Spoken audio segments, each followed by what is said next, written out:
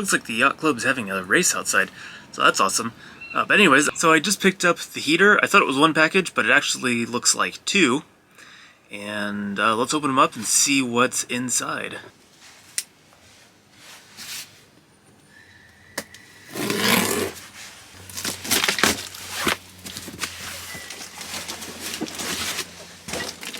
Okay, so in this box, it looks like I have a box of miscellaneous hardware. And here's the heater itself. So this is 2 kilowatts, and it's actually the true 2 kilowatts, not a larger D-rated version. So it should perform a lot better. The D-rated larger units don't tend to work as well because they're working at really low output levels. So I think this one should do okay for what I'm doing. I think this is the fuel pump. And here's the control screen. Okay, this looks like one of the mounting plates and the beautiful instruction manual. So now I think I know what's in the other box.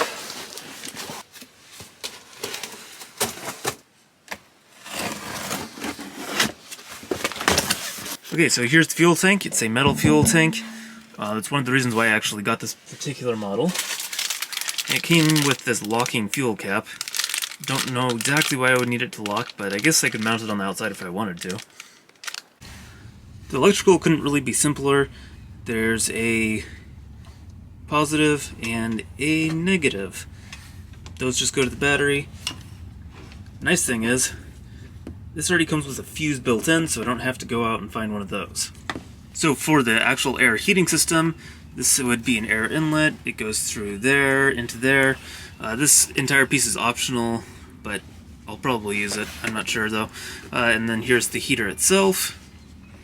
And then all of that goes out through the exhaust, which you can use this optional tube to distribute the air wherever you need it to.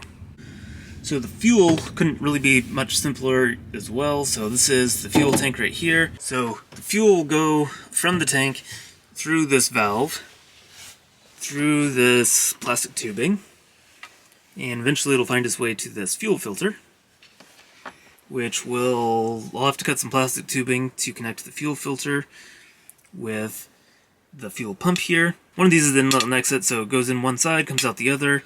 Looks like that mounts up with just a bolt.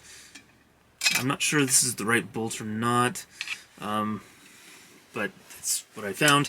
And then from there it goes out the fuel pump into this fuel line here, and it goes underneath into the heater.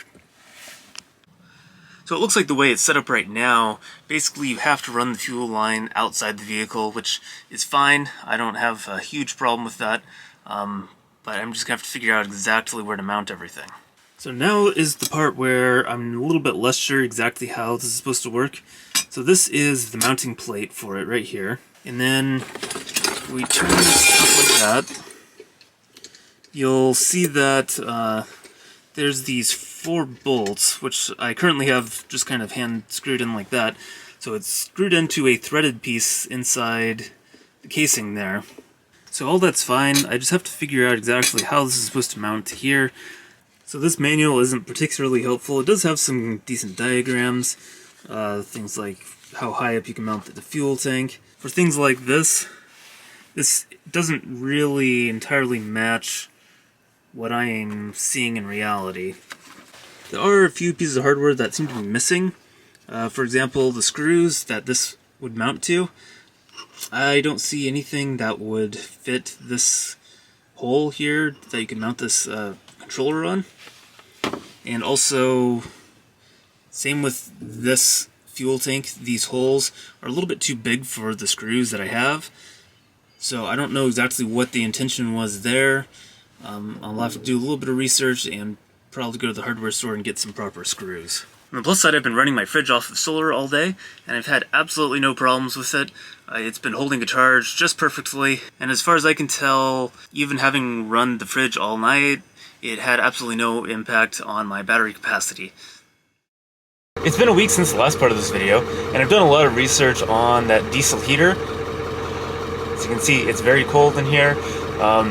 It's been getting down to about 40 degrees, and looks like this weekend we're going to be hitting right around freezing.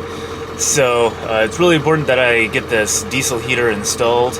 I have a nice list of parts to pick up at Home Depot, and the only thing I don't have is I need a hole saw to cut a hole in the floor of my bus, and the ones at Home Depot are super expensive. I really can't justify spending, $25, $30 on a hole saw that I'm going to use once for one project. So I'm going to head up to Home Depot, pick up the parts that I can, and then I ordered a hole saw off Amazon. It's an adjustable size hole saw, so I should be able to use it for more than just one project.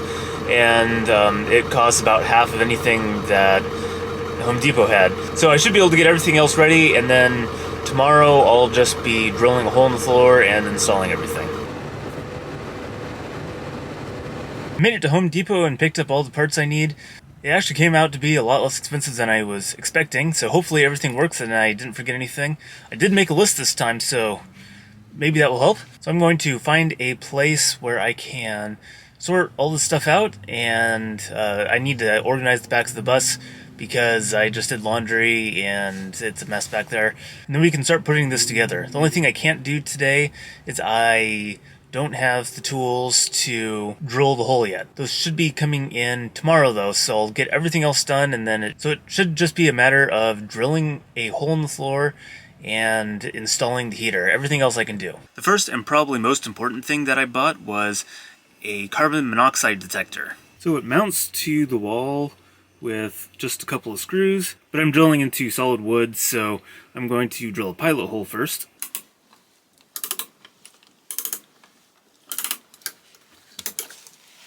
Then I'm just going to take the screw and put it in the hole. So I'm going to use this back plate where the carbon monoxide detector mounts to line up the next hole.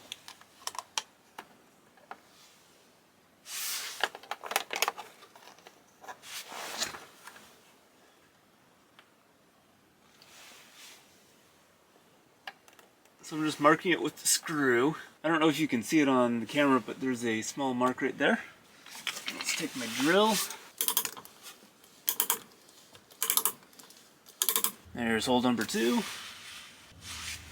And I'll just put the screw in. Should be able to just put that back on. Okay, so just have to figure out how to line this up. Okay. A little adjustment here. Here we go. And it's installed. I added this board to my table, so everything should be able to support on that. I mounted the solar charge controller, and then I mounted the 12-volt plug and USB ports to operate my fridge and do charging stuff. So the next thing is to get the fuel tank mounted. I believe that space down there should be good for the heater itself. So everything's going to be really close together, but it should work out alright. In case you're worried about the diesel leaking down onto the heater, so as you can see, the fuel line comes out the back down here, which is why I can't mount it against the wall in the back. And so this is actually going to be in a separate compartment, so this is going to be sticking out above the sandpaper over there. So if this does start leaking, it won't leak on top of the heater. I pretty much just got all this stuff squared away. You can see this little connector right here, which is connecting the fuel pickup tube for the heater to the fuel line. And there's a piece of rubber fuel line that connects the two, because this is just hard plastic fuel line. And this is a soft rubber fuel line. Apparently you can't use that very effectively for the entire system, so you end up having to use that to just connect things. You can also see I have the intake here and the exhaust all hooked up, so that's ready to go. And the other thing I did is I took this mounting plate and I took it off and I traced it onto the floor. It's a little bit hard to see, but it's definitely there. And so that will give me a good guide of where to cut my hole. So the hole's going to go right around here, and that's about where I'm going to put the heater, I think. I also did make a slight modification, which some people had suggested. There was a hole right here. That's where the fuel line loops back around, because this is the exterior. This is going to be outside the bus right here. And it loops back around and goes in through this hole. And this rubber grommet doesn't actually exist as part of the kit. So I picked up one of those at Home Depot that fit really well. I stuffed it in there, so now the fuel line won't be rubbing against the bare metal. So tomorrow I'm going to figure out where I put those bolts. So then I have to run down and pick up my hole saw, which should be shipped to one of those Amazon drop-off locations. And then I can finish this install. It's almost there. And now for a quick weather update. It's been raining pretty much non-stop for the last day, and it looks like it's set to continue raining pretty much non-stop for another day. So let's see how all the leaks are doing. So as you can see up here, the hatch, it's almost not leaking except for that one drop, which leaks, once every several minutes. If you can get the light right, you might be able to see that there's a stream of water very slowly dripping down from this seam in the panel there. Also, strangely enough, there's a water droplet coming off the speaker. And this light fixture back there has been leaking as well. Well, at least all my leaks are small leaks now instead of just large, massive leaks coming down out of the ceiling like there was before, so it's an improvement. I'm guessing I'll probably have to repaint the entire roof to solve the actual leaking problem. So as you can see, this morning I drilled 4 holes to mount the fuel tank up to. Unfortunately, these bolts here are just a little bit too short. They measure right, assuming that the metal fuel tank here is sitting completely flat against the boards, but it isn't. So I can't actually get a nut on the other end of these. That's easy enough to fix, and it should only be a couple of dollars. Fortunately, Home Depot is on my way today.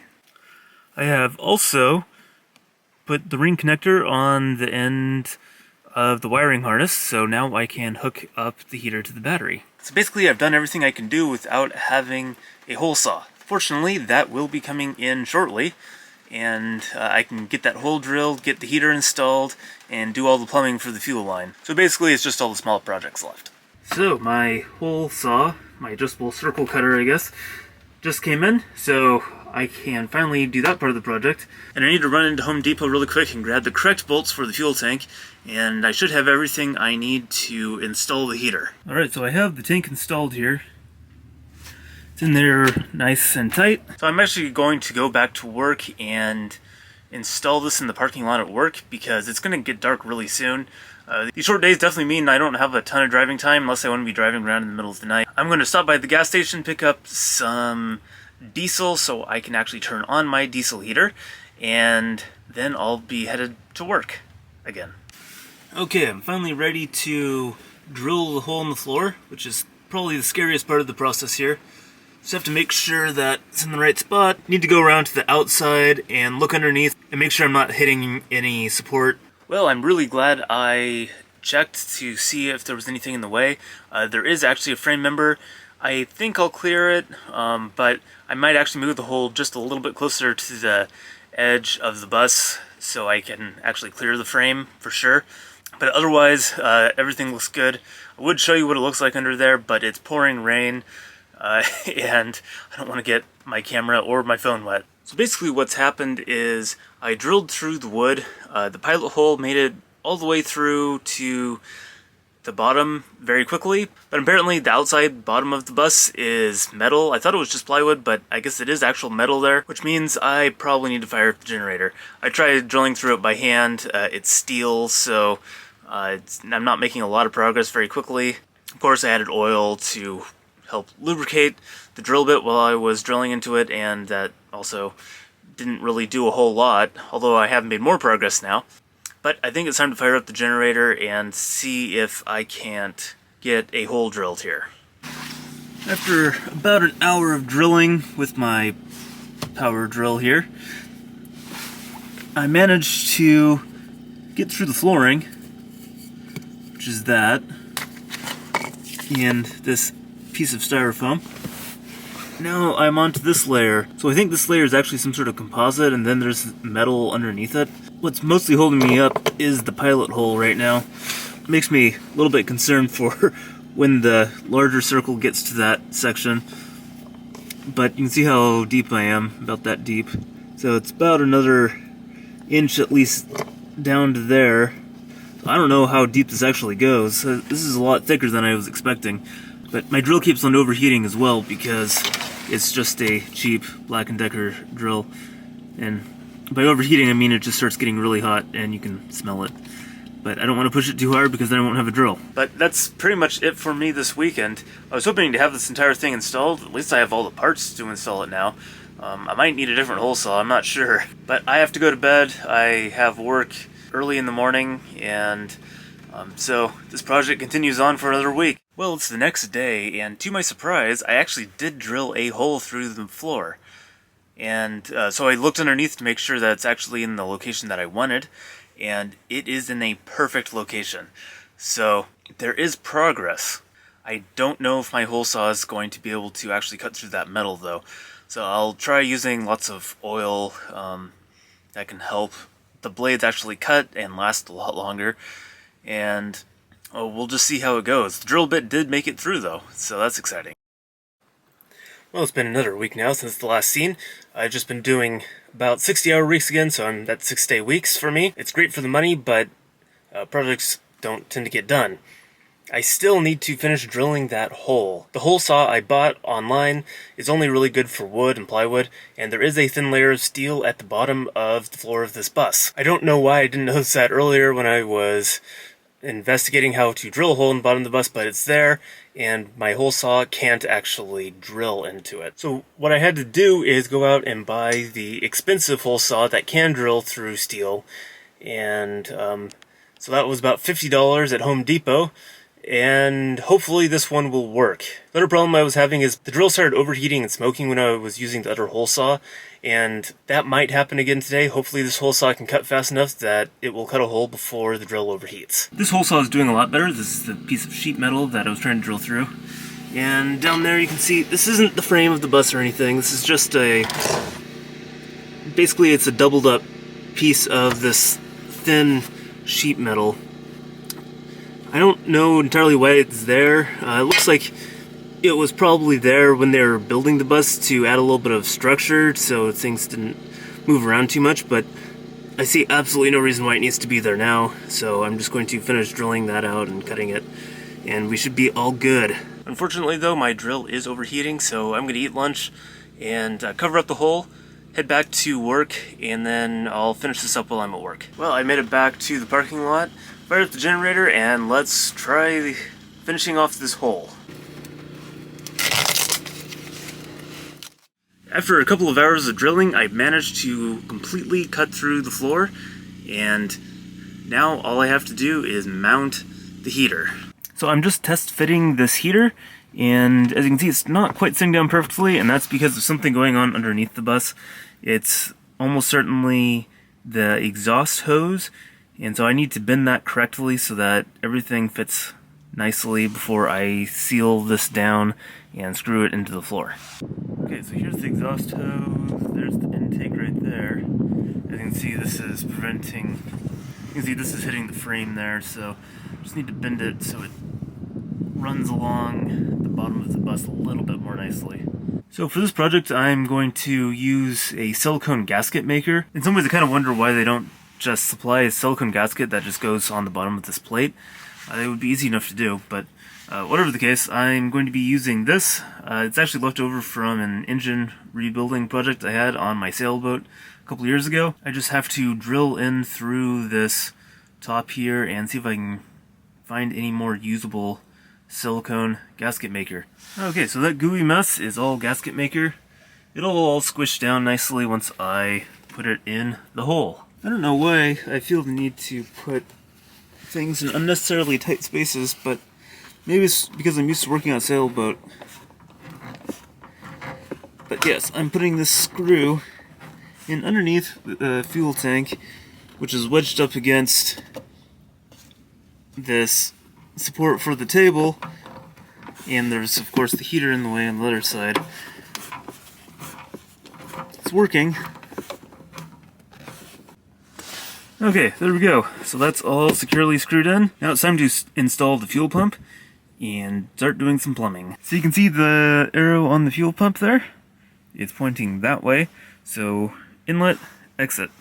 I found a random screw in the bus that will actually fit this. None of my other screws will. So I'll be using this to install the fuel pump. So there is the fuel pump installed. Now it's time to do some plumbing. In case you're wondering what I'm using to connect the hoses, they provided lots of thin, solid plastic tubing.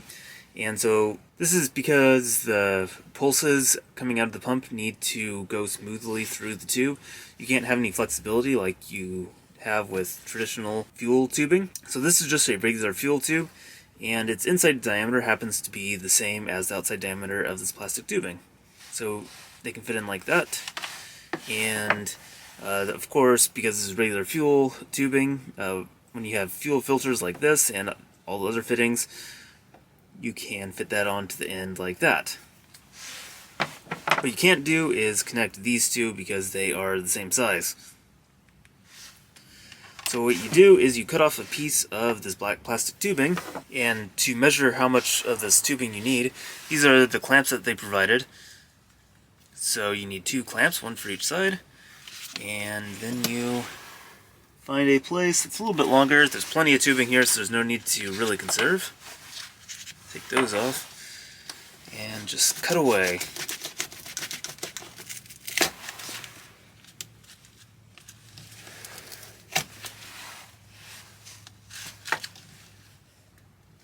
Alright, so then to assemble this, just put one piece on each end like so.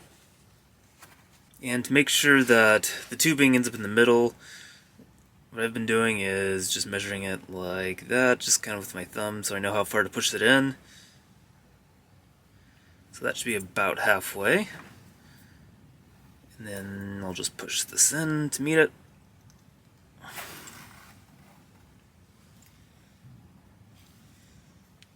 So that should be more or less correct. These just tighten down with a screwdriver. So in theory, this should create a nice, secure joint, and hopefully I don't leak fuel all over the place. Okay, so the plumbing under here is sorted out. So we're going from the fuel tank here to the fuel filter, and then from the fuel filter to the fuel pump, and from the fuel pump around the back side there. Kind of wraps around that for some reason, and that goes down underneath the bus, back up into the heater. The wiring is really simple. The fuel pump is already connected there. The heater is connected there. I just need to hook up the controller up here. Okay, so the power's hooked up there. Okay, now to give it power, I have these 2 ring terminals that will go on the battery. Alright, so the power is hooked up. Obviously I need to do some cable management here, but I think that's true everywhere in the bus. Now that I have all my cables in, I can worry about that later. So the heater is basically ready to go. I just need to fuel it up and I can turn it on. Well, except that I haven't had any sun basically for the last couple of days. And I've discovered I can only run my refrigerator for about 2 days without sun, and it's just been dark and stormy, so I haven't been able to charge my battery. Tomorrow though, it's supposed to be sunny out, and it's supposed to get really cold tomorrow night. So it'll be the perfect opportunity to get my battery charged and then try out my new heater. Well, great news, it's sunny out. And that means I have solar and my battery recharged while I was at work. And the day definitely still has a few more hours of sunshine, so let's test out the diesel heater. So I filled up the diesel tank to some amount. I don't actually know how much is in there because obviously you can't see, and there's no dipstick, so I'm gonna have to create a dipstick or something like that. This definitely has fuel in it now, and I need to start by priming the pump. Well, I would show you what's going on the screen here, but I think there might be some frame rate issues. So I think I primed it all right. It's kind of hard to tell. It's actually really difficult to see the fuel inside the line there. But I turned it on, and it's trying to do something. I can feel a little bit of air coming out. Alright, so the speeds really started ramping up here. You can definitely hear when the burner kicked on. That's definitely some warm air coming out there.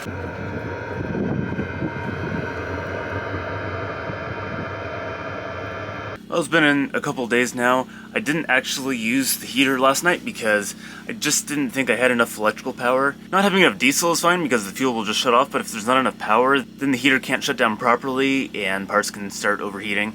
So we don't want to do that. I didn't really want to risk it. So what I did instead is I ended up ordering a charger, just a regular 120 volt charger for my battery, because the solar just isn't enough this time of year and in this climate and weather conditions. And you might be able to hear my generator's running. I'm recharging the battery right now. It's pretty close to being full, and with my calculations I'm estimating that I should be able to get more or less about 3 or 4 days of charge just off the battery, assuming there's no solar at all. With the sun, I might be able to get a week without having to recharge the battery. So we'll just see how it goes, but I think this is probably going to be the strategy, at least for the winter, and as long as I'm over here in Western Washington where it's cloudy and rainy all the time. The really good news is, though, the heater seems to be keeping up just fine. It's just about freezing outside right now, and I have no problem staying warm in here. It seems to be just kind of cycling on to a high level and a kind of a lower level. It just ramps up and really warms up the place. So I couldn't be happier with the performance of the heater so far. And on future videos, if something happens, I'll let you know. But this project's basically done. I don't think there's going to be any other projects for some time, just because I can't afford it. And I have everything working right now, so things aren't perfect, but you know, it's good enough that I'd rather just save up my money and spend that money in January on a road trip or something. I do have to finish doing some repairs to the school bus before I take it on a road trip, but I should have plenty of money by the end of the year with all this overtime I'm getting. So hopefully you enjoyed this diesel heater installation experience, and I look forward to seeing you on the next video.